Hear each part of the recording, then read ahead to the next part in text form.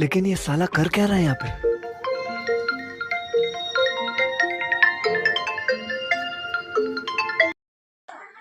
Hello. हाँ कहीं बोलो ना, क्या समाचार हो? ठीक बा, हम तो ठीक है बा। क्या करी,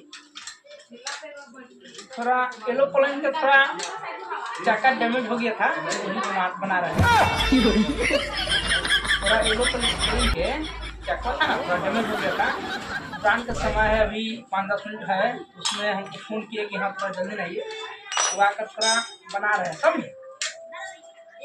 हाँ ना, ऐसा मत देखिए, टाइम न रहेगा तो फोन तो उठा लिया। हाँ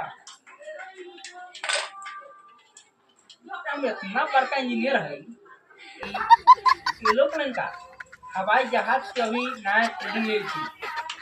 हाँ ओकरो एकदम तैयारी हो गल बा। सैलरी के तो बातें छोड़ दो, सैलरी के तो बातें छोड़, महीना कहता ये लमसम अगला मंथ से 10 लाख हो जाई।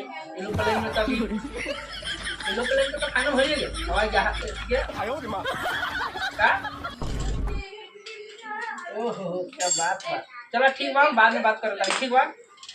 उड़ान का समय हो गया 5 मिनट बा, हाल से बना के आए चलो माने उड़ान हम हो वाला 5 मिनट और समय बा, 5 मिनट में उड़ान हो जाए तो न बनी तो फिर हमरा के गंगे फाड़े लगी।